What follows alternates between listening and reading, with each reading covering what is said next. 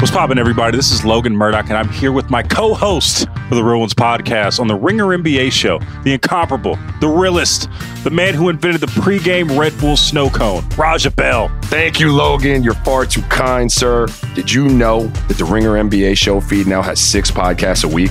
6. Every Sunday, Big Waz has a different guest from the NBA world on Weekends with Waz. And you can find me and Raja every Monday and Thursday on Real Ones, where we cover all the most interesting NBA storylines. On Tuesdays, J. Kyle Mann and Jonathan Charks discuss up-and-coming talent in college basketball and the NBA. And on Wednesdays, you can hear Justin Verrier, Rob Mahoney, and Big Waz discuss any and everything going on in the world of hoops. Man, and on Friday, Chris Ryan and Siraj Sohi ask the big questions on The Answer. So head over to the Ringer NBA show's Spotify page and take a listen. There's so much to dive into. And while you're there, just go ahead and give us a follow too. This episode is brought to you by Anytime Fitness. We may talk a whole lot about sports, but when it comes to keeping fit ourselves, there's definitely room for improvement. I hit this point early July. I was just like, I am not in good enough shape. I started trying to walk at least 15,000 steps a day, or hiking, or just anything to keep my legs moving. Now it's the end of 2023. I feel great. I had a physical 3 weeks ago, and the guy was like, "You're doing great. You're doing better than you were 3 years ago." I felt great. Whatever your goals are, progress is possible thanks to Anytime Fitness. Get a personalized plan and support from an expert coach anytime, anywhere. Visit anytimefitness.com to try Anytime Fitness for free. Start to train for your life. Terms, conditions, and restrictions apply. See website for details. This episode is brought to you by Read, Write, Own, Building the Next Era of the Internet, a new book from entrepreneur and startup investor Chris Dixon. If you're listening to this podcast, you know what it's like to be part of a community of fans. You value the people who play, perform, and create for everyone. Well, what if there are more ways to support them, more ways to be a fan? And what if you had even more ways to connect with the teams, artists, and other creators that you love? Even though creators make the internet valuable, how much value do they get for their work? Well, that's mostly up to a few big tech companies. Shouldn't creators get more from the platforms they make successful? More value, but also more say, more control, more ownership? Read, Write, Own explores an alternative future for the internet, one that reclaims control for creators, fans, listeners, and gamers, the people who not only use the internet, but make it useful. Read, Write, Own imagines an internet built by us for us. So order your copy of the book today or learn more at readwriteown.com. I need support staff to clear the room. Stand up and walk now. Hello and welcome to The Watch. My name is Chris Ryan. I am an editor at TheRinger.com. And joining me on the other line with a whole new appreciation for Jerry West, it's Andy Greenwald! That's true. That's both relevant and true. I love it. Oh, Andy, what a glorious Monday in the United States of America where we're talking about so much popular culture. A supersized episode of The Watch today where we're talking about Winning Time, the new show on HBO about the Los Angeles Lakers in the 1980s. We're talking about The Dropout, the newish show on Hulu about Elizabeth Holmes and Theranos. I kind of feel like she's doing a little bit of a Baltimore accent in that, but we're going to get to that. And then the second half of the episode is dedicated to a supersized interview we did with Adam Scott, the star of Severance. And seems like he's been on this podcast before, but he hasn't. But we talked about Severance. We talked about Party Down. We talked about U2 and REM. It was a really expansive conversation among men in their 40s. So it's great to see you. Where do you want to start? What should we get into first? Well, I mean, this is so odd for us, Chris, because we have a veritable smorgasbord of just like relevant television content. I almost want to ask you what you had for dinner last night or what you had for breakfast today, but I won't. I'll resist it. I made lentil tacos last night. What? Yeah. How can you throw me a curveball? I was setting up to be like, we're going to stick to the script. I made a run to the Studio City Farmers Market and picked up some blue corn tortillas and a really, really dope Serrano salsa that really has a kick. And I make a little like crema with that and like some sour cream. And then we do lentils, tortillas, little Serrano sour cream. The lentils, I imagine you don't make them soupy, or else they'd run right out of the tortilla. No, they're almost like a bean. Like it's like a bean in like that kind of situation. This is fascinating, but also it is to me legitimately. I think Kaya has dozed off. There's like a real like Irish man makes Mexican food once element. I know to like you did just describe a hot sauce mixed with sour cream as kind of a crema. That's called Columbusing. But what's the Irish version? It's called Pied Pipering. It's the Irish version of Columbusing. I know, it's leprechauning, yeah. You're like, I was drawn to the Serrano because it was green. And I felt comfortable. And then I thought I would add some dairy. Yeah. Maybe a potato, just an entire potato.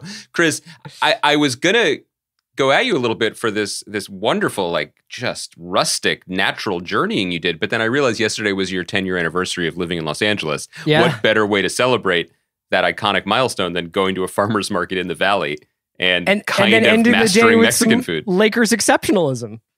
Yes, there's the segue. So let's get into this. So with this, as a programming note, we're going to talk about Winning Time episode 1 today, and then on Thursday we're going to run my interview with Max Bornstein, who's the showrunner on the show, and we had a great chat about the making of the show and the pressure he felt. You know, he's actually worked on several Godzilla movies, but in a lot of ways, this is the biggest monster movie. A different kind of monster movie. Yeah, it's because it's got a lot of stakeholders, many of which have sort of distanced themselves publicly from the show itself, being the NBA, the Bus family, etc. But this show comes from Max Bornstein. It comes from Jim Hecht, who kind of optioned was the original sort of emissary to Jeff Pearlman to adapt this book, Jeff Pearlman's Showtime book. And then, of course, it goes through the lens of Adam McKay, who directed the pilot. Jonah Hill actually directs the second episode. But you've got a lot of very strong creative voices involved with the show. And then you've got one of the most stacked casts in recent television history, I have to say, in a lot of ways. So I was at the Lakers on Saturday night, and it was very amusing to see John C. Reilly and Quincy Isaiah sitting courtside in what was either guerrilla marketing or one of the great trolls I've ever seen. But having those guys at the game, at the Lakers-Warriors game, was really funny. Let's start broad strokes, Eddie. What did you think of the episode? Well, I actually, before we go broad, I have to ask you, because I was not a part of your interview with Max, did you ask him if he ever had a similar experience where like Godzilla refused to participate in his research process? That's right. Because that piece of it is fascinating, right? Where they're like Mothra is like, that's not how it went down. Like Godzilla I was had actually some pending litigation about logo copyrights. Yeah. And so like all the monsters are making their own version of the story. Yeah. Where they're actually, there's something here. Okay. Yes. So as usual, I have kind of two takes about this, and there's the creative, and then there's the place that it has in the marketplace. Let's start with the purely the creative.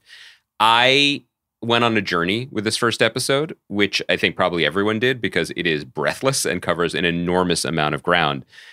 I started a little bit resistant to it and ended up being more or less completely on board and excited for what's to come. I kind of relaxed into it and gave into it. I think that my initial hesitation came from the fact that it is extremely Adam McKay, and especially late period Adam McKay, where he is both, he is less comedian entertainer and more instructor in chief, right? And so there's a lot of it which like breaking the fourth wall, explaining what this means, explaining who I am, explaining that Larry Bird was popular because he was white by flashing the word white on the screen.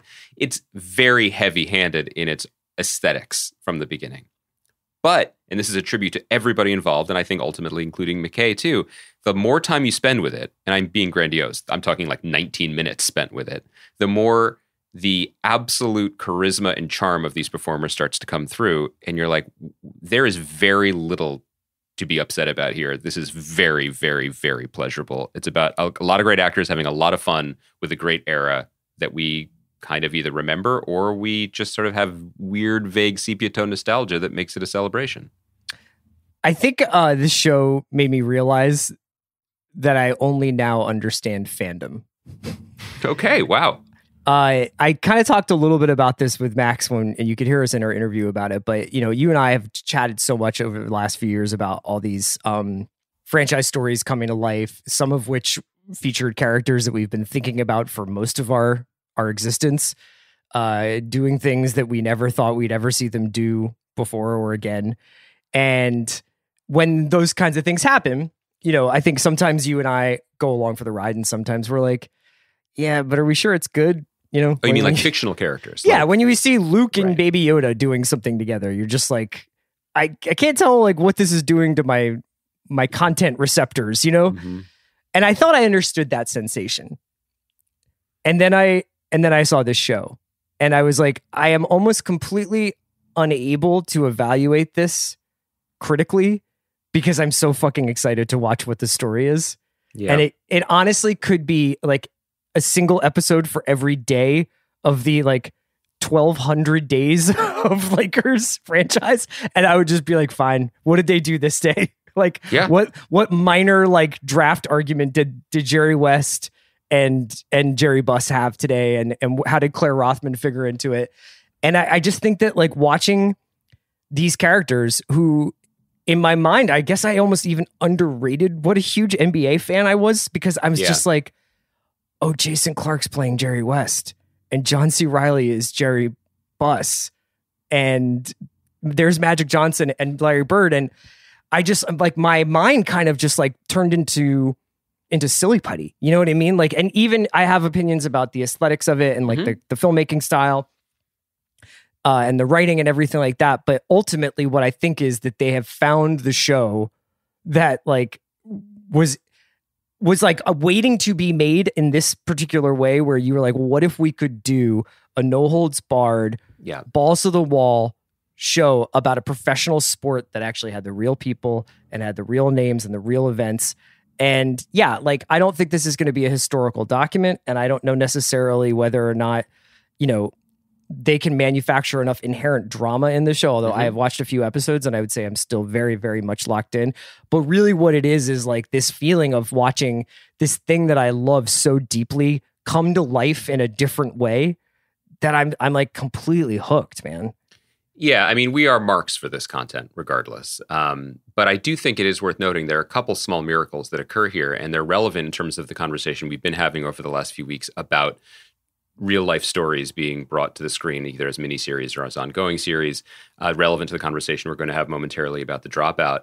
And I think actually to circle back, it's probably why having someone with as strong an aesthetic footprint as Adam McKay was crucial here, because it does not feel like class. It does not feel like Wikipedia theater, partly because the characters are truly so big and broad and really were that it almost beggars belief, but also because it is having fun. And I think that there's something really essential there to keep note of. Like, this whole project is joyful and exciting, and it clearly was for the people involved too. That's important. We've gotten so far away from that, particularly in terms of our like prestige hour-long dramas, that just to have a show that is enjoying itself this much feels like a break and makes you want to look forward to it and enjoy it. I think the other thing, though, is the casting of people, particularly John C. Reilly at the top of the call sheet, who can play a cartoon and then make you feel for them.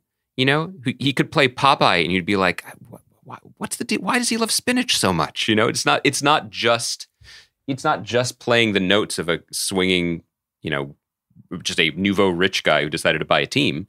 There's pathos to it, and somehow there's heart to it. And then you get to the next level of it, and I want to make sure that we shout them out. You said that Quincy Isaiah was at the game last night.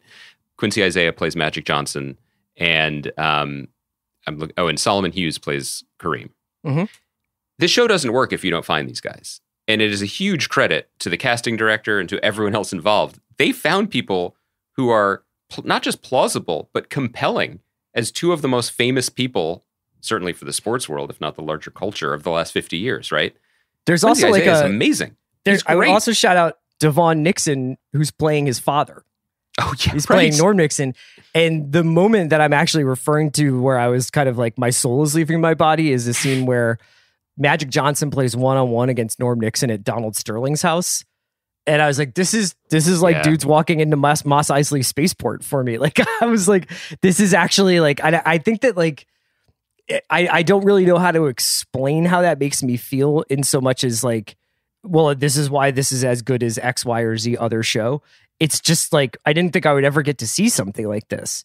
And so it becomes like a very powerful thing when it plays on an almost like childlike kind of level of, I just want to be in this world stuff that you almost can't see some of the stuff that maybe is flawed about it. But I personally like the things that are like a little bit broad about it, I think come from the show having to service two different constituency bases. So one is NBA freaks, you know, like Bill and House did a Prestige TV podcast about it. Like, obviously those guys are going to be looking at it from an eye, not only of NBA fans, but people who grew up in that era.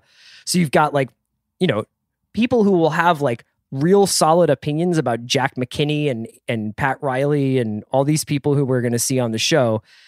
And then also, not to put too fine a point on it, but like the Casey Bloyses of the world, where Casey Bloys, the head of HBO, did an interview with a Hollywood Reporter, and he was like, I've seen 5 basketball games. And it's like, this show is still interesting to me, even though I could care less about the NBA. So how do you make something that will appeal to people who might not be basketball fans, while also not making actual basketball fans feel like they're watching an entry-level class? Well, I think that the key is, and this is what's key to the show's success, and also what I think is most noteworthy about it, honestly, is what it opens up, what it unlocks for HBO going forward, is that the show is at once they clearly took the pains to take it seriously. McKay's a big basketball fan, and obviously, you know, as you said, it's based on a book by Jeff Pearlman. But the show is also Entourage, right? I mean, it also is absolute Los Angeles glamour escapism porn, and there's no shame in that. That was a very successful strategy for HBO. And I look at this show, and particularly I look at the cast list, and we can, you know, you've named a couple people, but it is, if you go to the Wikipedia page, it is 2 columns deep, right? Like, we've mentioned a lot of the big names, but there's also bigger names that just kind of show up sometimes. Sally like Field. Sally Field, Jason Segel. Jason Segel has a billboard here in LA on Hyperion for his appearance as Paul Westhead, which doesn't happen, right? In the first episode. No. He's got a billboard. Lola Kirk, Tracy Letts, Julianne Nicholson, Jillian Jacobs, Wood Harris. Like, it just goes on and on and on. And I think back to, when watching the show, all the stuff that went down when AT&T bought HBO. And then they were announcing plans to develop a streaming service. And then there were those weird early demarcations between what was HBO and what was HBO Max. And there was a whole different programming team in charge of launching HBO Max. And I would talk to people in the industry who were like, well, I had a pitch meeting at HBO and I had a pitch meeting at HBO Max, and they're both interested. And they're like bidding against each other for similar projects. And the specter behind all this was AT&T and John Stankey being like, we bought this company to compete with the Netflixes of the world. So we're going to have to ramp this up. Like, it's cute that you want it to be like this crown jewel curation machine for Sunday nights, but like, we need more content. And since that happened, a lot of other things have happened. Discovery bought the whole thing, and Casey consolidated power over both the streamer and the network, which probably makes a lot more sense going forward. But regardless, this to me is the show that unlocks the future of HBO, in that it is HBO's version of a mass market popcorn show. They successfully HBO'd something that in lesser hands, yes, well, not just the NBA, but like something that is massively popular, that is, you know, that there's a version of this show that exists on almost any other network. Remember when ESPN did like Bronx is Burning, right? Or like a network could have taken a swing at this, a broadcast network. What makes it HBO is the Adam McKay footprint. It's the just absolute ridiculous Rolodex of stars that were like, yeah, sure, I'll do a couple days on that. And it's just the full court press, pardon the pun, of making this the absolute most version of it that it can be. And in so doing, maybe it's the best version too. But now going forward, oh, this is an HBO show, even though it feels like it's HBO Max or Hulu. But it's HBO now, and this has changed the conversation, right, for them, I think, in a way that is probably really strong for a brand that didn't really need the help, because we've been talking about them nonstop for 6 months. So you mentioned the filmmaking. It's become, ever since the show aired on Sunday, and in a lot of the reviews I've read, there's been a lot of debate about the aesthetic of the way the show looks and feels. And obviously it's, you know, it's employing multiple different film stocks. It sometimes switches to like Betamax or VHS style video camera shooting, especially in the opening scene with Magic Johnson finding out that he was HIV positive. You know, there's fourth wall breaking, there's text overlaid, there's inside jokes that would be, or references that would be more of a 2022 perspective put on to an early 80s storyline.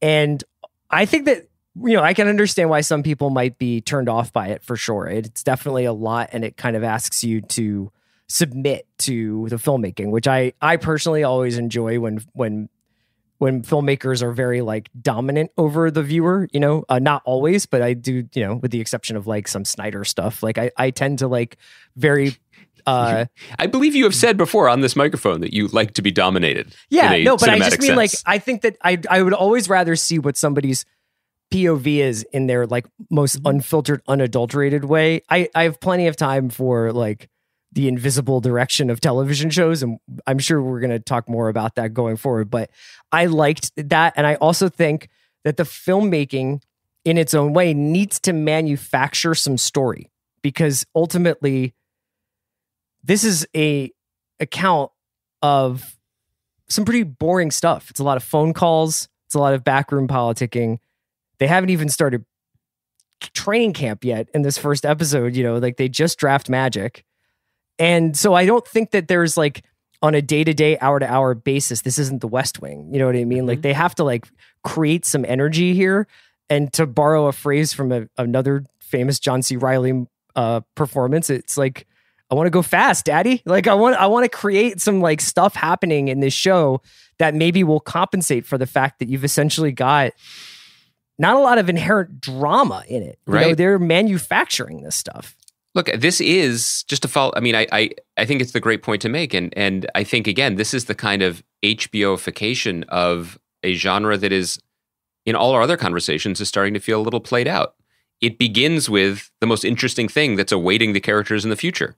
It is hemmed in absolutely by the nature of our shared reality. Like, we know that they won a lot of championships and that it ended at a certain point. That puts a little bit of I thought it ended, but then I guess LeBron scored, what did he score, 56 the other night? 56, so maybe it didn't end. But, and yet, all of the other things that are just bubbling and percolating, and the energy and the caffeine, or maybe things stronger than caffeine energy that's shot through this show, carries it. Mm-hmm. And does it carry it, indefinitely? Unclear. Like already this was, I guess, announced as a miniseries, but then it's like, well, no, maybe we can just keep this going, or maybe we can apply this formula to other sports and things. I mean they're speculating that they could adapt the sequel, which was more about the Shaq Kobe era. Yep. Yeah. And at this point, why not? And I think maybe, we should keep, to the degree that we keep the conversation separate, we should, but there are interesting overlaps between this and The Dropout, which I think, Winning Time aside, is absolutely, to my taste, the best of this current spate of podcasts ripped from the headlines. Sure. So let's get into The Dropout then. Stories, but it's still, but has some clear limitations as well. So, Dropout has an interesting backstory. It also has the same backstory as many, many other shows that we've been talking about recently, in that it tells a story of a real event. Elizabeth Holmes, who Chris's favorite imitation to do, maybe perhaps not on mic, but I'll let him decide what he wants to share. I just like doing Elizabeth Holmes talking about everyday stuff. Yeah, right. Like, it's going to be really difficult to make a left across Olympic here. It just kills me. It's great stuff. So Elizabeth Holmes, billionaire genius, disruptor, who had a company called Theranos that was purportedly able to run hundreds of blood tests on a single drop of blood, thus democratizing the healthcare system. And the only problem was it completely didn't work and never did. And there was a ABC News podcast called The Dropout that told the story relatively quickly, almost in real time, because I think the end of this story as shown on the screen is 2017. Mm-hmm. She's getting deposed, right? She's being deposed, but the show and then, of course, Hulu buys the rights to the podcast, and let's put it in development, and let's make a show, which is not dissimilar to what happened with the New York Magazine article that spawned Inventing Anna. The other stories we have, whether on like Super Pumped, the Uber show, or the various WeWork shows that are in the pipeline, the Tiger King shows, plural. What's fascinating to me about this show is that when it was announced as a series, it was a pretty spicy meatball, because it was sold to Hulu with two of the industry's best Liz's attached. Liz Merriweather, who created New Girl and was on this podcast, at least once to talk about it, twice, I think. And Liz Hanna, friend of the pod, who was on this show to talk about The Post and has worked on Mindhunter and a bunch of other things as well. Interesting marriage between someone known for TV comedies and someone who had been writing either features or shows about serial killers. And Kate McKinnon was announced as the star. So immediately you're like, well, this is going to be a satire. During the show's long gestation, Kate McKinnon drops out. Amanda Seyfried, fresh off her Oscar nomination for Mank, jumps in. And the show we are watching, and now I've watched 2 episodes before getting into the conversation about it. I think they put 3 up, right? This is not a comedy. There are moments of levity, but it is absolutely not a comedy. And I think fascinatingly, it's all the better for it. So I would love to know the backstory of this. But to me, it's an interesting case study in getting these things kind of right. And I guess I'm trying to figure out in real time as we talk about it, because you and I haven't talked about the show at all yet, as opposed to the other shows where we sort of do test podcasts about, for hours before we tell Kai, okay, we're ready. This is game tested material. Is this just naturally a more interesting story? Because it's incredibly rich, both in terms of what it says about millennial, like we all deserve a chance to be the very best culture, but also tech bro culture and how challenging it would be to be a woman following the script of the famous, like Steve Jobs, I'm going to drop out and create something worth $1 billion out of my garage narrative. Is this story just incredibly fascinating on its own merits, or is it a combination of the story, the storytellers, and particularly Amanda Seyfried, who I think is incredible in this? I am a huge fan of her performance, and maybe that's the best place to start. I think the crucial thing is that it's a character study. So I was just talking with Joanna on the Prestige pod about Super Pumped, which I have a lot of time for because I find it very entertaining, and I like looking at Kyle Chandler wearing a Pixies t-shirt. But it's ultimately, like Super Pumped is kind of more in the weeds of the 3-card Monte game of financing and regulation breaking that went into the rise of Uber, and I would imagine the fall of Kalanick by the time we get to the end of the season. And while some of that is in the Dropout, while you can see the Elizabeth Holmes character kind of coming to terms with the catch-22 of I need funding to do my research, but I can't do my, but I can't sell this thing without finishing my research. So it's like essentially the beast that she has to feed is sort of part of what creates the monster. That being said, I find this just like this portrait of Holmes specifically as done by the creators and Seyfried, like to be completely captivating.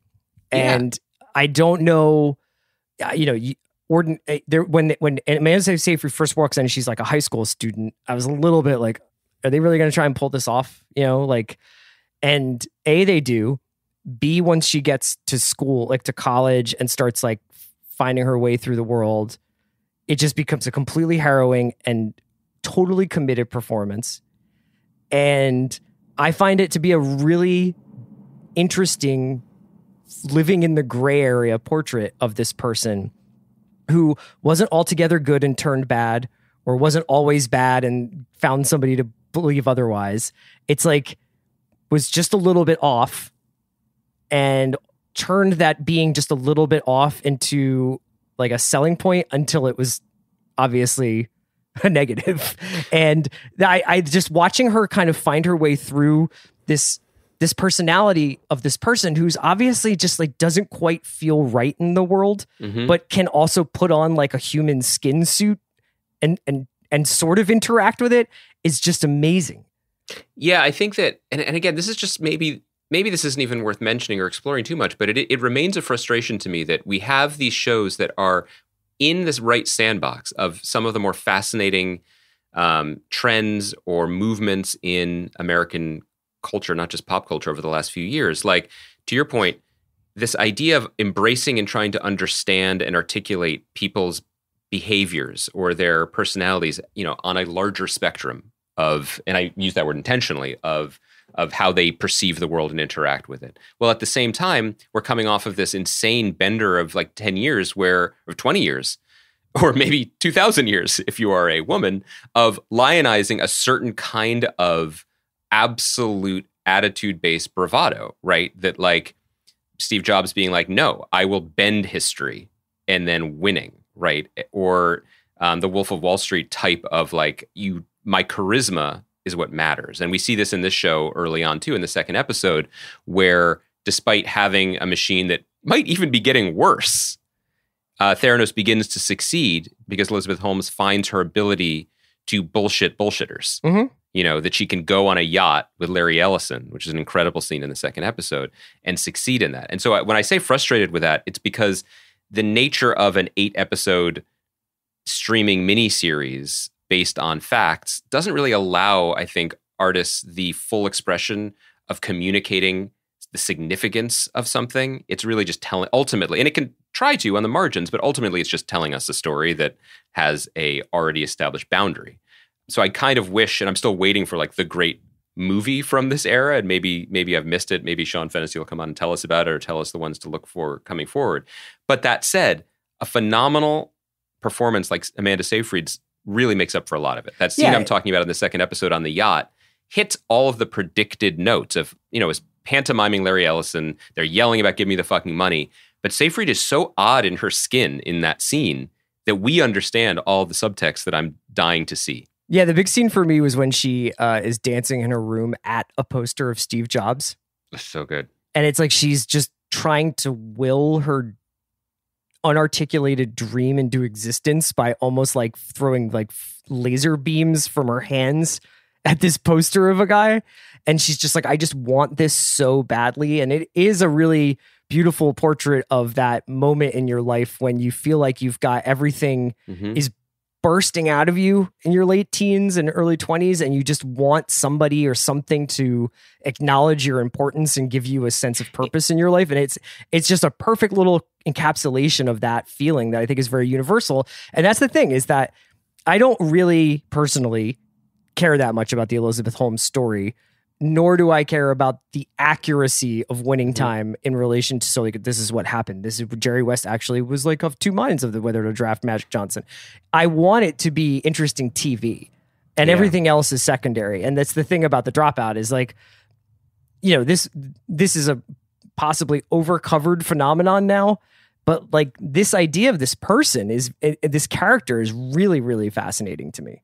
I agree. And I think Michael Showalter directed at least the first few episodes, did a really good job, particularly in the opening episode of, like Adam McKay in Winning Time, putting some style behind it, putting a stamp on it, giving us a sense through pacing and cutting of what this is going to feel like or what it ought to feel like. Also, phenomenal needle drops throughout.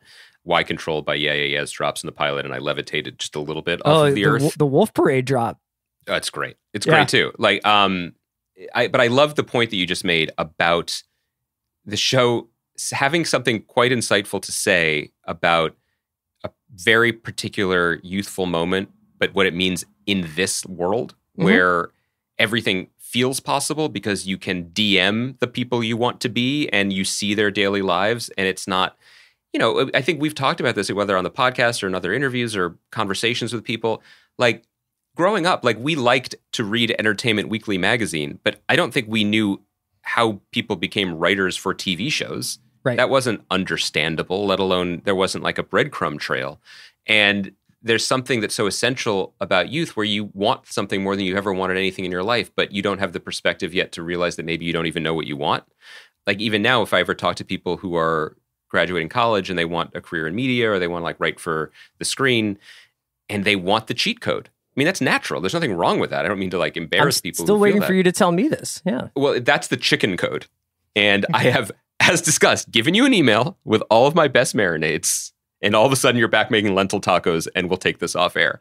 But like, you know, there actually is no answer to that, because you may have written like 9 spec scripts from your college dorm room, which is awesome. But it doesn't mean that anyone is going to make them at 22 or that they should, right? Like, there's no, and Elizabeth Holmes didn't have a voice being like, maybe enjoy college or try to, or maybe live a life. Like in the show, she does. In the show, there were people who are just like, go break some hearts, like go get out of this thing, you know? But I think that that's The only thing that trips me up, and this is a show I'm into. I'm gonna watch the series. I'm very interested in it, and it's an enjoyable watch. And like with Winning Time, it's one of those things where like if it ever starts to drag, you just look down the cast list and it's like Bill Irwin and Willie Macy and Laurie Metcalf and Stephen Fry hanging around, and Alan Ruck is going to show up eventually. Michaela Watkins, an incredible job on the smaller parts too. Like this actor, James Hiroyuki Lau, who plays Edmund Koo, who's an engineer, just owns the second episode with just a really beautiful, noteworthy performance that elevates the thing entirely. But I keep bumping up, and I think this is just the nature of what TV is now, or this type of TV, around the limitations of the historical record. Because, for example, in the first episode of The Dropout, we meet Elizabeth, we get the sense of the momentum and who she is and Steve Jobs' poster on the wall. And then she goes to a exchange program in China where she meets Naveen Andrews, who people, of course, know and loved on Lost, as one of the key players in the Elizabeth Holmes story, as Sunny Balwani, her sort of boyfriend slash, I mean, it gets complicated, but an older man who she meets on this exchange program. And then she goes to college, and there she meets Bill Irwin's professor, who is like impressed by her and also has been burned by not investing in students in the past. In Yahoo, Like the Yahoo guys who were his students at Stanford. And this is accurate. This is what happened. And it leads to some interesting places. But there's a part of me that's like the Hollywood brain part that's like, these two older male characters are redundant. Like, there should be one who challenges her, but also wants to invest and piggyback on her. And like, that would be clearer. And then we could be saying more emotionally in the storytelling, but we have to service reality. And I think that's always going to be the bar for me that is hard to cross for these types of shows, where they can be incredibly well done, incredibly entertaining, incredibly worthwhile, but they almost don't graduate to like high art because they are dragged down by the anchor of Wikipedia. The anchor of Wikipedia is where I always feel like we end these pods these days. It's true. Deep in the footnotes. Well, we can wrap it up there. We'll continue to talk about The Dropout intermittently throughout the season. Like I said, we've got Max Bornstein on Thursday, and we'll do some other stuff on Thursday. But now let's get into our interview with Adam Scott. Do you think it's worth setting up? I mean, it's a pretty extensive interview. Yeah, no, I mean, we talked to Adam about how he got involved in the project, how Ben Stiller approached him about Severance. We, I guess, talk lightly about the show with spoilers through 4. You and I have not talked about episode 4 on the pod. Maybe we'll get to it later in the week or next week. So I don't think it's particularly spoiler heavy. It's a lot about Adam's process. Also not really spoilery about Party Down, other than the fact that he's making it again and is excited about it. Also not very spoilery about Eastbound and Down. which was crucial to us. I feel like my voice like got several pitches higher when I started talking about Eastbound and Down. Between Adam and Danny McBride, what do you think we're searching for when we talk to these people who are responsible for some of the greatest comedic scenes of our adult lives? Because I feel like we want them to be like, yes, Padawan, like you were right. Or just like, would you like me to now do... I think we want that. Yeah, we got to get Ike Barinholtz on just to do Dochenko for like 5 minutes. I think that's doable. But no, but Adam was great. Like he's a listener of the podcast. It was great to have a chance to talk to him. And our Severance coverage will go on. And this is sort of like bonus because we don't really get into the episodes, but we talk about how they made it. And I found that really interesting. Okay, so Adam Scott coming up next. Then we'll do Top Chef. We've got Max Bornstein. We'll do some other stuff on Thursday. Kai McMullen is our producer. We'll talk to you guys later in the week. This episode is brought to you by Mint Mobile. New Year's resolutions are fun the first couple of weeks. Then you kind of maybe conveniently forget about them halfway through January. No shame. It happens to us all. But this year I have a foolproof plan, at least when it comes to saving money. Just switch to Mint Mobile and you're done. Goal accomplished. Because for a limited time, their wireless plans are $15 a month when you buy a 3-month plan.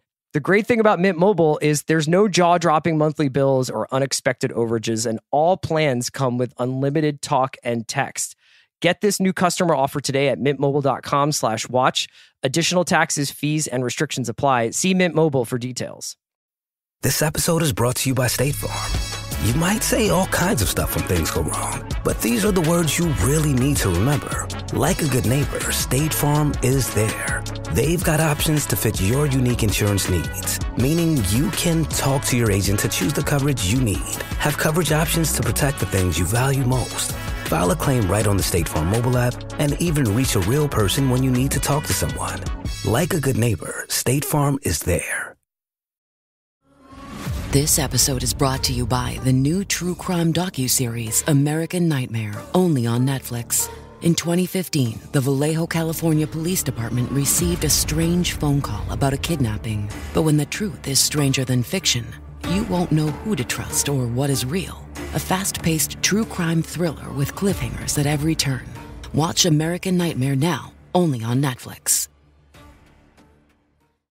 Why does this room look amazing? What'd you change? I just got these custom shades from Blinds.com. It's all online, so it's really easy. I remember shopping for blinds.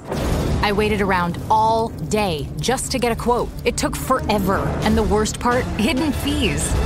How about you? I chatted with my Blinds.com design consultant on my time. Plus, they make it easy to DIY or add installation like I did. Blinds.com sounds way better. Way better. Shop Blinds.com for up to 45% off. Rules and restrictions may apply.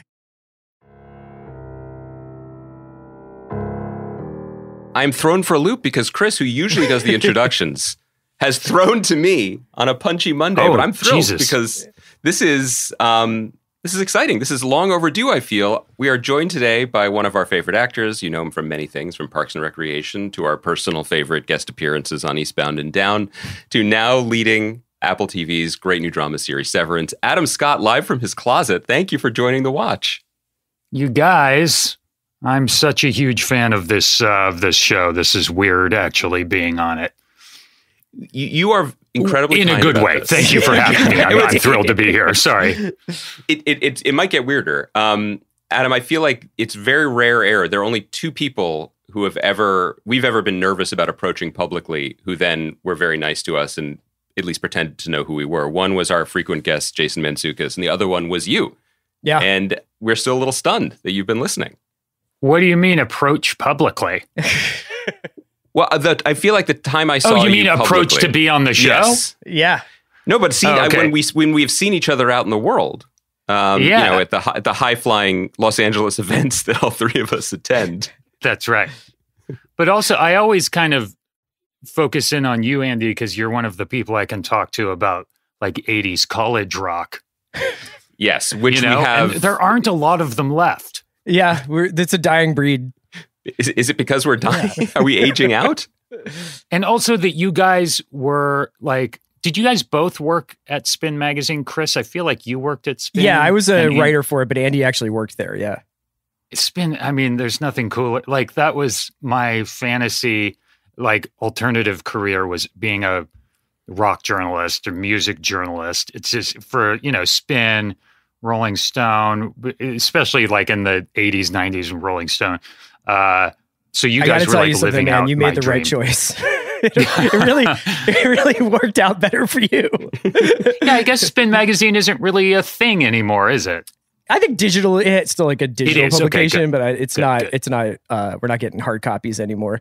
Adam, we want to talk to you about a bunch of different things, but we should probably do some Severance stuff off the top. Sure. I wanted to ask, because Andy and I, when we were discussing the show in the last couple of weeks, we were, he had mentioned that Dan Erickson's scripts were like, the project was like something of like a kind of like, I guess, a hot property. I mean, it was that there was a lot of talk about like, oh, this is a really cool idea. When did you get involved? And were you brought into it knowing like this is like kind of like a very touted property or a touted idea? Well, I first heard of it from Ben Stiller. He just called me. It was January 2017. He called and just kind of told me the elevator pitch, so to speak, of Severance. Just a few sentences, just basically told me the hook of the show, the basic idea of bifurcating your mind and your memories. And so he just sort of told me this early on, this sort of pitch of the thing. It just sort of stuck in my mind because obviously it sounds cool and fun. And if Ben wanted to direct it, that would make it even better. And then it was like a couple years later that it actually sort of came around and I was actually able to read anything. And my immediate reaction when I was reading them was, this is something that I would want to watch. This is exactly the thing that the stuff I like as an audience member, and the kind of thing that I would hope and dream to be in, but at that point didn't really feel like I was being thought of for anything like that. But it is precisely the sort of thing I had been trying to steer towards, and sort of felt like if I am able to actually land this and nail down this job, it will be the thing that I've been spending my career thus far sort of earning, getting to do something like this. Is that because of just in terms of the position on the call sheet, or is it also related to the fact that in many ways up until now, your career to a degree has been slightly severed, because I know that you, to coin a phrase, are a very talented and skilled dramatic actor and got into the business working in that side of things, and then have had this really fun and entertaining detour almost into comedy. Although obviously there's always elements of both in every performance you give. Reading these scripts, which I had the opportunity to do, my takeaway was exactly yours. I can't wait to watch this. And then B, how do you do both? How do you walk this tightrope? And I wonder if that was one of the things that you responded to as well, just on a personal and professional level.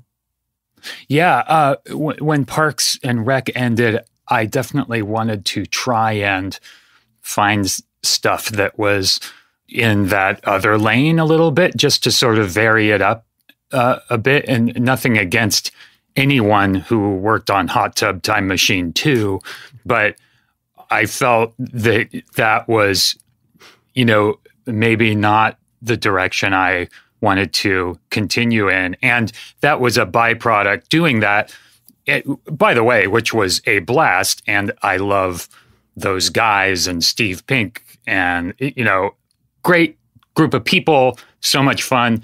But it was sort of a byproduct of this long road I'd been on, where I felt like I couldn't stop. I didn't want to have a summer break where I was not working and not really taking everything into consideration and just jumping at things that would keep me on the treadmill, so to speak. And so after Parks ended, I thought I should maybe pump the brakes a little bit and really, really consider what it was I was doing. And I wanted to try and find things that were a little more dramatic or whatever. And, Big Little Lies was certainly a detour in that direction. Sorry, Andy, I think your question was more like, why was this the thing that I felt was what I was kind of working towards this whole time, or trying to earn this whole time? Is that right? I think you got it. I just, and turning to the show itself, one of the things that I love about it is the challenges that you and the other actors get to rise to, which is that you are basically playing two different people, often in the same episode, and flexing and using different muscles and surprising combinations of muscles. There's to go from the kind of, the drop ceiling fluorescent light inanity of some of the workplace stuff to an episode where you are then, having to revisit the site of where your late wife has died in an accident. It's asking a lot of you as a performer, which I feel like must be exciting and challenging. Yeah, it was hard. It was really fun and fulfilling, but it was a challenge, and it took a while to make it. As you can see, it's very deliberate and beautifully shot, and so it's all really composed, and so from an acting point of view, I think it was really important to us, to Ben and Dan and I, that the two different versions of Mark, that it feel like one guy, that it feel like, because you don't want to, as an actor, your instinct is to really kind of lean in and I want this one of them to have a mustache and a fedora and the other, but this needed to feel like just different one guy, different parts of one guy, different halves almost, but the same person, and they share physiologically, they share emotions. They just don't know how to name or place the things they carry over to each other, but they do affect each other because they're sharing not only a body, but an entire menu of feelings. But they've had different experiences, which is one of the things that is fun to watch unfold. I mean, we'll be airing this interview after the 4th episode is up, and there's just a great moment when Mark sees his brother-in-law's book, when Mark's Innie sees it, and it's like, this is fascinating. Yeah. This is really emotional and helpful. But the thing you're saying, Adam, is really interesting because like it's not like he goes to work and becomes Bob Hope. It's like there is like a lightness to the Innie, you know, like where you can tell he's left something in that elevator that's right. hangs over him the entire time he's outside, and that's why he's drinking and can't really like relate to other people the way he would want to be. But then when he's in the office, it's not like he's like the class clown or anything, although there is elements of that stuff with Petey. It's like you just sort of have left something at the door, and that's a very I wonder, you know, I always hear about like, well, what's actable about that, but like how do you sort of translate emotional sort of ideas like that into performance? Yeah, that was sort of the challenge, and kind of what we sort of settled on is it was just sort of a matter of addition and subtraction, right? Like, because also we were going back and forth sometimes in the same day. We shot the whole season at once, so like a big movie, so you're jumping all over the place, and so it was important just to map out where not just where we were as far as which innie or outie we were shooting at any given time, but also where they were in the story, because they each have an arc, and they're different arcs, and they respond to those things that happen to them differently. And also, you know, the innie is, for all intents and purposes, like 2.5 years old. Mm-hmm. And then the outie has 40 odd years of all the stuff that goes along with living a full life of sorrow and joy and everything. So it was a matter of what to take away for the innie and what to add. What are the things that one has that the outie doesn't? You alluded, Adam, to the fact that this was a long process. You saw the scripts or heard about the idea. That's 5 years ago now already. I wonder what the experience was like for you as it began to ramp up towards production, when the full weight of what Apple can bring to it and what Ben brings to it and what all of, you know, and what the scripts brought to it, where suddenly it's an exciting project that Ben's going to direct, and then all of a sudden it's John Turturro and Patricia Arquette and Christopher Walken, and you have how many days to shoot it, and you're on location, and I mean, it's a beautiful composed production, and I wonder what that was like, just walking onto those sets with these people around you to play with. Yeah, Jessica Lee Gagne, the DP, genius, certainly deserved. It's incredible, and she shot Dan Amore as well, which couldn't be more different, and feels like it's occurring. You know, it's unfolding as you watch it in a completely different way than Severance does. It was really kind of overwhelmed, the scale of it. You know, because I was here in Los Angeles and we shot it in New York, so I've been talking to Ben. We were supposed to start in March or April 2020, and what happened? Obviously, we're delayed. Yeah. Well, let's start at the beginning. So Rudy Gobert. So it ended up being delayed 6 months, and so, you know, he'd been sending me photos of the sets as they were being built, you know, everything. But then once you're there and you're actually, it's in front of you, and you know, you walk in and see these hallways that they'd built, endless white hallways for us to walk down. They're all there on stage, and you actually have to walk through them to get to the office set, which is in the middle of this labyrinth of white hallways, which they're always moving around depending on what we were shooting. So no joke, I would get lost like 80% of the time trying to get to the set.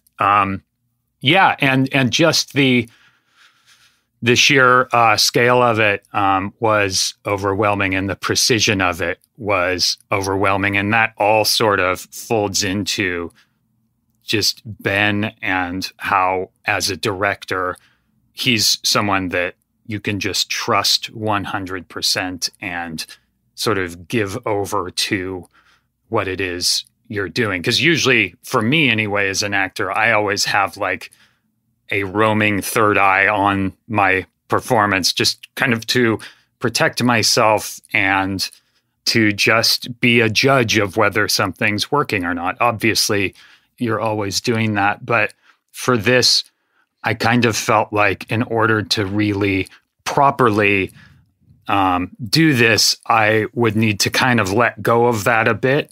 And with Ben, I felt 100% safe doing that because I trust his taste implicitly, but also know how meticulous he is, and nothing will get by him. Any moments that seem false or whatever, whether it be the acting or the sets or the cinematography, whatever, he has a 360-degree eye on absolutely everything. And so for me, it was such a relief that I could just let go and not worry about any of that stuff and just trust him.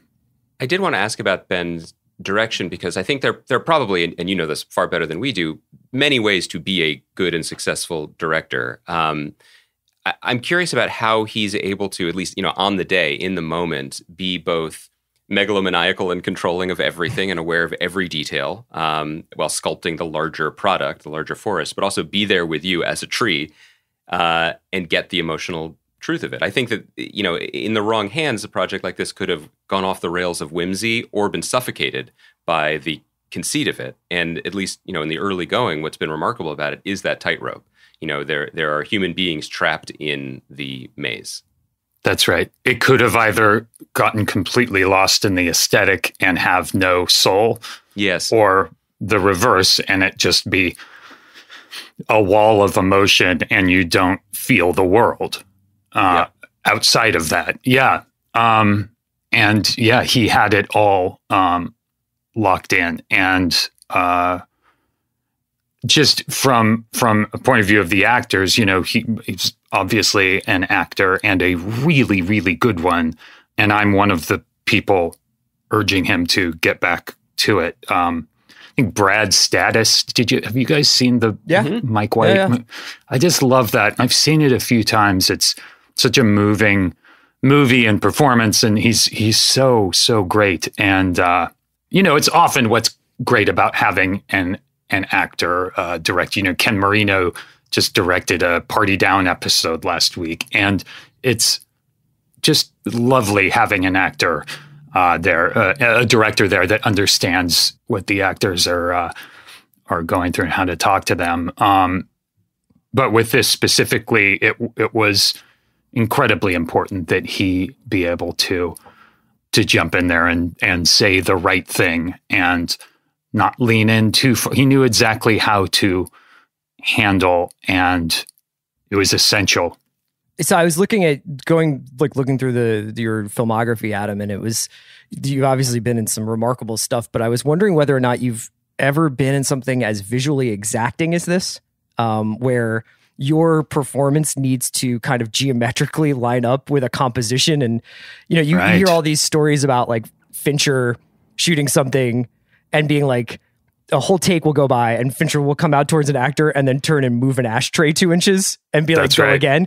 And I was curious whether or not, what kind of impact that has on somebody like you, who I think has been in a lot of stuff where you're allowed to be very naturalistic, or maybe the camera's just going and like you guys loose. And like, I imagine you're like, no, man, you got to move the frame 1 centimeter farther to the left here, you know, like when you're holding the picture frames. Yeah.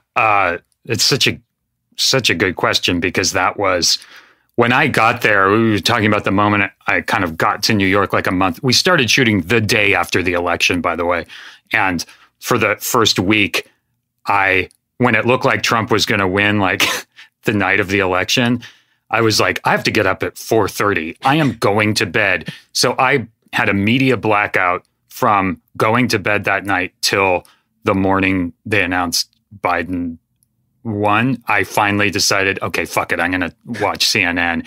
because I needed to focus on this fucking show, like I was about to dive into this thing, and I could not be distracted by the election and the fact that, I think particularly because it did not look good when I went to bed, and I just couldn't handle those 5 days if that was happening. I just didn't want to think about it. That's the focus I was trying to maintain that first week. So anyway, I got there a month before we started shooting, and from the moment I walked in there and saw the scale of the sets and the precision of the he's bringing me through and showing me all of the Lumen, the world of Lumen, and how it's reflected in the props and the wardrobe, everything. I was like, oh, okay. And made a decision to just give myself over to that, give myself over to the precision of this world and the precision of making this show, and having not really, as far as I can remember, having been a part of something like that before, I decided I am going to just, like I said, give over to it and kind of give myself over to Ben and what he wants to do here, because I love watching this shit. I've just never been in one of something like this. Like, I love my favorite thing in Social Network, which is one of my favorite movies the last several years. My favorite shot of the movie is the twins eating burgers in that famous burger place, right? And it's one shot. I don't think that scene is longer than 12 seconds long, right? But they have this place teeming with details. There are people, there's movement. I mean, the work it took to get that shot, I could only imagine. And that level of detail is in every scene of that movie. And that's something I really appreciate, is looking and seeing that there are people making stuff who still like care so much. That's something I do love about Ben, is he just gives a shit so hard. Yeah. Like, he really cares and wants things to be great. That's so funny that you mentioned that Social Network scene. I was just watching that, and then right after that was on cable, I was watching the Untouchables, the De Palma Capone movie. And at the end of that movie, when Capone gets found guilty, there's like this operatic spoiler, by the way. Dolly, sorry about that. Dolly shot of the courtroom where like everything, chaos is just like gone off, because like, and you can see that every single extra in the courtroom has a job. Like, they're not just like yelling olives. They're like, I'm the reporter, I'm this person, I'm that person, and they're all like doing something different. And you see this one shot, and you're like, holy shit, man, Brian De Palma, like, you're really good at this. Yeah, and this was just a whole new world. And when it was hard, I appreciated it, because I was like, this should be hard. This is crazy. Yeah. That what we're trying to pull off. This is a big swing. It should be challenging. And I kind of really reveled in that and appreciated that. So between Parks and Party Down, you are not just a veteran of, you are one of the key players in two of the all-time great ensemble hang shows certainly of this century. And that just had so much chemistry, and it's such a pleasure to be with and to be around. And I'm wondering how those experiences and skills were maybe brought to bear with specifically the MDR group. Because in the midst of this large canvas that Ben is painting, you four in particular, you, Britt Lauer, John Turturro, and Zach Cherry, have to perform like you're a basketball team that can move the ball around. You have to have your own rhythms and your own experiences and bring your own thing to make it sing. And I wondered what that was like on the smaller scale while making this show. By the way, just to answer a kind of part of your earlier question about like, what was it like walking into this large world? Early on, after I got the job, and Ben was like, so we're thinking about, figuring out the rest of the cast. And I was like, oh, for Irving, I have an idea. I saw someone, it's a guest spot on Billions. I thought they were really good. And he was like, Yeah, no, that's a great idea. I'll check them out. I was thinking John Turturro. I was like, okay, why don't you go ahead and cast the show? Just the scale I'm thinking on is just not the same. Sorry, what? But then it's Turturro doing something we've never seen him do before, and seeming like to be loving it, and the energy that he brings. You know, like you walk out of the bathroom and he comes around the corner. It's electric. But the question was more specifically about the four of you building your relationship and chemistry within the larger controlled visual universe of Severance. Right. Yeah. I think that was part of Ben's thinking, was the kind of workplace comedy vibe is a fun way in to this world. And I think me having been a part of it in a couple of shows sort of helped with that kind of the forming of that vibe for him. And I think it's a kind of a comfortable place for the audience to sort of enter the world, and then let that kind of percolate a little bit, and then you start kind of feeling something a little more sinister lurking underneath it, and something a little unsettling and weird, and then kind of sort of an entree into the world. And so, as far as the four of us sort of finding that rhythm together, it did take a couple days, because it's not a loose improv-y show. It just isn't. Every word is so important and is there for a reason. So it was a matter of finding that feeling and that rhythm together, without going off on little, tangents and runs and bits, on camera anyway. It's not, there's nothing particularly meta about the show, but I do get a kick out of the fact that both, you're aware of this and Ben is clearly aware of this too, the effect it would have on the audience to have you as a performer who has now, as I was referring to, twice been America's most popular coworker, showing Helly how to do this absolutely terrifying, mindless numbers crunching. You have a tone in your voice and a smile on your face where I was like, I've watched TV for a decade. I'd love to work with this guy. So what if the numbers are a little scary? What he's saying makes absolutely no sense. No.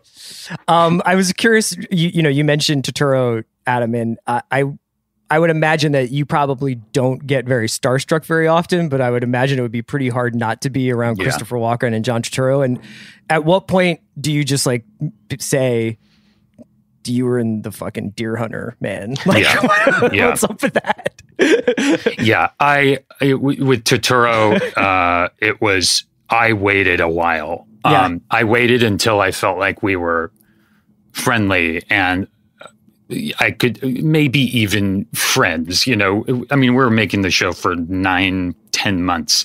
So I waited a while before I told him, I went to see Mac opening night in 1992. I did his scene in the walk-in freezer and Do the Right Thing in acting class in high school. And he is one of our great actors and has been for a long time, and is just still so curious and dedicated to his work. He's and just a lovely guy. So it took a while. And as far as Walken goes, I don't think I would ever get to be comfortable around Christopher Walken. He's and such a sweet guy. Actually, my first day working with John Turturro and Christopher Walken, the night before, I was so excited that tomorrow morning I'm working with John Turturro and Christopher Walken. I had worked with John maybe 1 or 2 days. It was like 6 weeks into the shoot, and I'd seen him, but this was actual where Anne Walken was going to be there. And I even took a photo of the call sheet and sent it to a friend. I'm like, guess what I'm doing tomorrow? But I was so fucking excited that I couldn't get to sleep. Finally, I was getting picked up at 5:40, let's say, something like that in the morning, and finally got to sleep at 2 just because I couldn't sleep. Sick. So I'm getting picked up at 5:40. I wake up to pounding on my door at 7:30, right? Oh, no. The stage is 45 minutes away. I'm late enough that they had Adam time Scott to send won't come someone out of his down. trailer. Yeah, exactly. And I was running around my apartment, just grabbing stuff to get ready, crying. I was so horrified. Oh, it's the worst. Oh my God, it is. You want to disappear. So I got there and had to approach them, and I mean, there could not be a worse way to start. So on top of everything else, I now had to earn back some sort of respect with. They were both very, very kind about it, and it ends up happening to everyone. But for the rest of the shoot, I had like 3 alarm clocks next to my bed. Adam, we don't usually do this on the show, but we have John Turturro here to confirm whether or not you're his friend. Fantastic. He's been listening. We're going to have him. There's plenty more to ask about Severance, but there's obviously a lot of mystery still to come and episodes to come. So I did want to take a little bit of the time you've been generous with to ask about some other long gestating projects, including the one we've been referring to, which is Party Down, which one of the great shows of the 21st century. Thanks. As you said recently on TV, perhaps a little more popular now than when it was on Stars the first time. My goodness. Just a smidge. When your very first answer, you were talking about how Ben Stiller called you about a cool project 5 full calendar years ago. And I feel like this is just a part of working in Hollywood. You hear something, you get excited, but you can't get too excited because there's always something else in front of you. What has it been like living with the specter of potentially, maybe someday, one day, doing more episodes of Party Down for a decade? In the fact that it is actually now happening, you must still be a little bit incredulous. Yeah, it's really weird. I mean, I think when you came to the park set, Andy, like, what was that, 2011? 2012? Yes, it was like January. It was March 2012. So that was 2012. 10 years ago. Yeah. I think we talked about it then. I mean, at least the Party Down movie, which was a real thing for a while that I was asked about in every interview, was this phantom Party Down movie. And it was kind of in its beginning stages for a while. But then petered out. And I think it's probably good that it petered out ultimately, because I think part of what's great about the show is the genius of the idea that the guys had, which is one party per episode. And so a movie would break up that structure and you'd have to come up with a 3-act arc. And, I guess you could put 3 parties together, but there would still have to be some, anyway, doing more episodes is the way to go, I think. And we would kind of email about it every couple of years for the last 12 years. And I guess it was pre-pandemic, or maybe during, I think it was during the pandemic, Rob and Dan and John Enbaum and Rudd and I just started sort of emailing back and forth, like maybe, because there was this Vulture thing in like 2018 where the cast was there and everyone on stage said if it came back around, they were in. And so I think that kind of inspired John to get thinking on ideas. And then during the pandemic, we kind of got serious about it, and Stars got serious about it, and all just sort of came together. As far as working out everyone's schedule, it was just a miracle that we were able to work out as many as we did. So I know that you're filming now, that's in production. It's a real thing. Yeah. Can I give you, you may have heard it on the podcast, but can I give you my zag, my take on this? Because I know there was some concern that when it was announced that almost everyone's involved and Lizzie, due to scheduling, was not able to come back. Yeah. My take, and we don't want spoilers. I just want your, maybe almost as a fan yourself. Understood.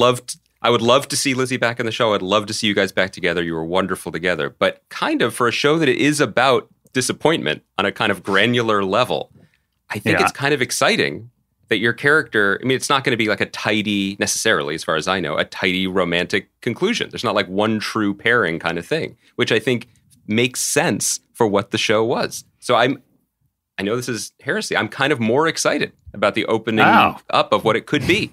What do you think about this? I think that if you're looking for examples of disappointment and letdowns, you won't be disappointed by the This is great. new season of Party Down. Put that on the poster. Disappointments and letdowns. Welcome to Party Down. And you wonder why the ratings were what they were the first time. No, we're good. That's this right. This is what we want. Speaking of disappointment, are you personally disappointed that over the last 10 years, as everybody asks you about Party Down, not enough people ask you about whether we're going to get a Pat Anderson spinoff from Eastbound and Down? Oh, man, Pat Anderson, what a guy. What a king. I was just doing something recently and I saw that scene. I had not seen it for years where I'm sitting. It's not the scene where we talk about the Jonas Brothers. It's one where I'm sitting with Jody Hill at rehab. Yeah. And I tell him I want to apologize for sleeping with his wife, but I get the name wrong. And it turns out it's his sister. The other way. Is that what it is? You apologize for sleeping with a sister. But and it turns out it's his wife. That's right. And his sister watched. Yeah. I was actually, it was funny because we just talked to Danny McBride for Righteous Gemstones. And I was going down a YouTube rabbit hole of Eastbound clips because of it. And I came across a outtake of you guys. It's you, Danny, and Matthew McConaughey.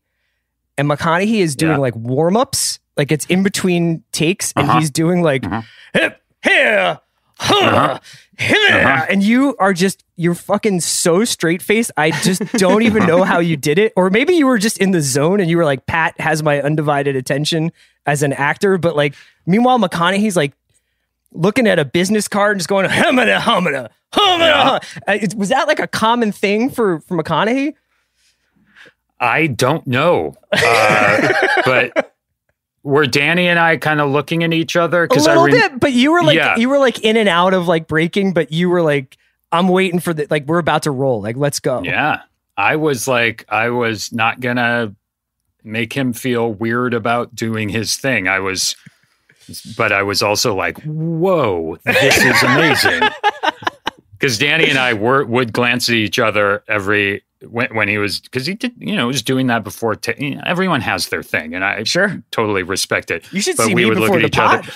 But there was also this feeling, because this is pre Dallas Buyers Club McConaughey. It was in this period when he had become sort of this figure, like almost Brando-ish. Like he walked on the set, and everyone was just like, "Holy shit! It is Matthew McConaughey." I know they would do that now, but it was different then. It was pre-Oscar, kind of new phase. It was he was like a mythic bongo era, right? Yeah. Yes, it was more like bongos and he was allergic to shirts. There you go. No shirts, bongos. Mm-hmm. He was like this mythic figure. He was like a Jeff Bridges and Lebowski type figure. Anyway, like he had mystical powers or something. So it was incredible doing that. I couldn't believe I was in Puerto Rico with Matthew McConaughey and Danny McBride at a baseball stadium. Which, by the way, that sounds like the greatest long weekend ever. Regardless of whether there were cameras, that sounds pretty good. It was crazy. It was really fun. So now's the time I think that at least two of the three of us have been looking forward to the most, which is we have to talk a little bit. We have to talk alt rock a little bit. On the podcast. We have to claim our Don't mantle. excise me from this narrative, man. Like I don't let me and Adam have this. Okay. No, this is we're Andy and I the two out of the three. No, this is why Chris and I are friends. This is a very safe space. We should preface this by saying that you and Scott Aukerman hosted your own podcast pretty much on this topic. Are You Talking REM Re-Me, which is available to be listened to. But so for people who haven't listened to it yet, I'm going to start with a big question. And then we could trickle down a little bit. Sure, this has come up in dribs and drabs whenever we talk about music, which is either too much or not enough, depending on literally which listener you're speaking to. Has there ever been a bigger, better, and more important band in rock history than REM who seems to have left such a small cultural footprint? And what happened? I know you guys have talked about this a little bit, and I know you think about it, but do you have a particular take on why this is? Because it boggles the mind. When Chris and I met 25 years ago, everyone had an opinion about REM. They were one of the biggest bands in the world. And now you don't hear them in contemporary music in a way that is disappointing. Yeah. They were the biggest band in the world for probably 2-3 years there. Like from Out of Time through Monster, like holy shit, they were huge. Yeah, it's interesting because you say cultural footprint and you think about the hits they've had and the term the end of blah, blah, blah as we know it. You see it in newspaper headlines. Right. Shiny, happy, whatever is still thrown out there in infinite ways as just sort of a phrase that we all know, and it's kind of gone on to mean different things. So that sort of footprint, they're sort of just kind of permanently tattooed on culture in a certain way. But as far as being revered like the Rolling Stones or one of these other kind of giant bands from the past, you're right. There's some weird slipperiness with REM where they've sort of, and maybe it's because the post-Bill Berry years weren't as popular as the other ones, or as culturally paid attention to as the pre-years. What's your take? I think they also just didn't play ball. I mean, if they had kept doing reunion tours or playing stadiums or whatever, that would be a different thing. They could have been successful in that way. They didn't want to do it. And I find one of the strangest cultural divides to try to communicate from either side of was just how important they were, probably to all three of us in a way, of being like, oh, this is a band that is small, that's just for me. Oh, now they're for everybody. Oh, and they're still great and decent and admirable, and what that meant for us as fans of things to watch that trajectory, and that's right. In a time when selling out was terrible or bad, but how somehow they kept integrity and kept making good music, and what that felt like. It felt like an inclusive rocket ship to be on when suddenly, because I became a fan around Green, and then just in time for everything else. It was fun being a huge fan of the biggest band in the world. Like that was since I wasn't, a fan of like Reckoning and stuff, because I was just a little kid. Once I kind of became a teenager and tuned into them around One I Love, it was fun, like seeing the world kind of, really go after and pay attention to this band. And then I found myself in the post-Bill Berry years trying to sell everyone on REM as if they were some new unknown band. Like, no, Up is incredible. You have to listen to... and I think their last two albums were really great too. So I feel like they... Collapsing It Now is great. They ended... Yeah, it really is. But look at Chris right now. Chris had Chronic Town in kindergarten. Chris no, that's not what I was going to say. Bandwagon jumpers. I was going to tell you guys that I often will, like, when I'm getting into a new band, go to like their Spotify page, and at the bottom they'll have like playlists that they've curated, like playlists that they've put together. And I have noticed anecdotally a New Adventures in Hi-Fi revival coming our way. Oh, just really? like that popping up in a lot of like newer bands being like, this is what we were listening to in the studio or whatever. And I was like, it's here. I feel it. It's out there. I feel it. Cool. It could happen maybe. But Chris, I have a theory about that. Sorry, go ahead. Go. No, a theory is better than me making fun of Chris. Well, save it because I want to hear it. I feel like if they released Electrolyte as the first single on that record, it would have been a completely different reception. Yes. Rather than Ebo the Letter. The crowd pleasing Ebo the Letter. The Patti Smith black and white. Yeah, right. Yeah. It sort of makes sense because it's a complete change up from Monster, which makes sense. But Electrolyte is just like such a bullseye. It would have gotten radio play and stuff. It just sort of, I feel like that was just the bumpy start that kind of inevitably that album was going to be underappreciated. Yeah. But also, isn't that our 2020s brain? Because at the time, it was just like, and look at these motherfuckers. They won't play ball. Like they just had the biggest records in the world, and now they're bringing Patti Smith out for a dirge. It's like that would have been like releasing Night Swimming or something. You know what I mean? Like it was just such like a beautiful poppy. Yeah. No, I wasn't really going to drag Chris, but I did feel like it was worth noting, and I wondered where you fell on the spectrum, Adam. Like Chris, wasn't U2 more of your gateway drug for the alt rock nation than REM? Well, I kind of got into REM weirdly through the reverse stream of getting into Pavement and finding out that Pavement was obsessed with REM. So that's how I kind of went back to early REM. But in terms of like, I think just because of my age or whatever, but like, yeah, Bad and Joshua Tree and then Octung Baby were like man. the ones that, Because my high school best friend, best friends since kindergarten and I were both REM obsessives, and we made our moms take us on a spring break trip to Athens, Georgia from Philadelphia.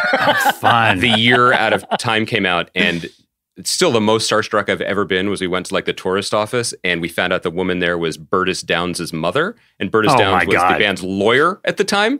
And so this is the level of dorkiness. Yes, exactly. And I was like, you know Michael Stipe's attorney? I mean, that's a different level of... I have Burtis Downs' business card right over there. Just in case. Yeah, you never know, guys. When we interviewed Michael Stipe and Mike Mills, we all went out to dinner afterwards, and Burtis Downs was there, and he gave me his business card. And I was just like, you have no idea... When I was 19, having your business card would have been dangerous. So you had a Chris Farley moment, like Chris Farley interview moment. You've broken bread with Mike and Michael of the band. What was, if you're comfortable sharing it, what was the dorkiest thing that you couldn't help yourself from saying? Oh man, it was, we also, before REM, we had the same podcast about U2 and ended up interviewing the whole band. And I've never listened to that interview because I know it's embarrassing. All my questions. That's like Pat Anderson footage for you. It's just like, you can't look at it. Yeah, it's problematic. So we did the interview and then afterwards went out to dinner, and I think Michael Stipe really kind of knew the level of fan I was, because we all walked in to the restaurant and there's a big table and there's that moment of, okay, where's everyone gonna sit? That little lull before someone just goes for it and scoots in. Are we breaking up the couples or not? Yeah, what's going on here? And Michael just said, there was that lull, and then he just turned to me and goes, Adam, how about you sit in between me and Mike? And I was like, you got to be the middle. Sure. From Curb Your Enthusiasm. Yeah. I'll sit between you guys. And so we were on like a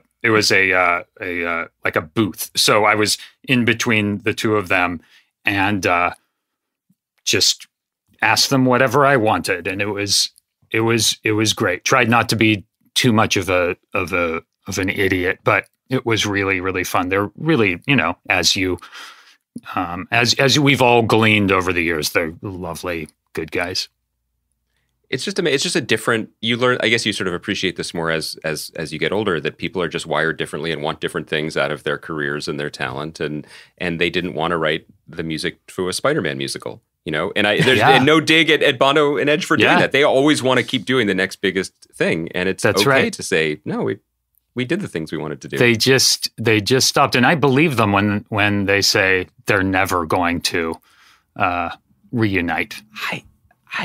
I still can't. You think it'll happen? You don't think it'll like an acoustic performance for like a charity at some point? Like, I think that'll happen, right? I think they have done it for a wedding, like a wedding of a friend or something. I think they've done it. Yeah. But it wasn't recorded or anything. So what you're saying is we all need to get divorced and remarry. Let's get married. Somehow we can get REM married right now. Yeah. Adam, man, thank you so much for spending so much time with us. You've been so generous with your time. Oh, you guys, I really love the show. You guys have such great taste, and like Northwater and Station 11, these are shows that I discovered because of you guys. I just love the show, and so keep up the great work. Thank you so much, man. Chris, this is your audience. You got someone to watch Northwater. This is the one other guy that likes great. Northwater. Yeah, it's so criminally underappreciated. Like why Colin Farrell didn't get every award. That is a performance, man. It's great. Well, I was going to make a polar bear joke, but then I realized, unlike Chris spoiling The Untouchables, I'm not going to do it. So we'll leave it at that. Adam, come on again sooner next time. Oh, yeah, absolutely. Anytime, guys.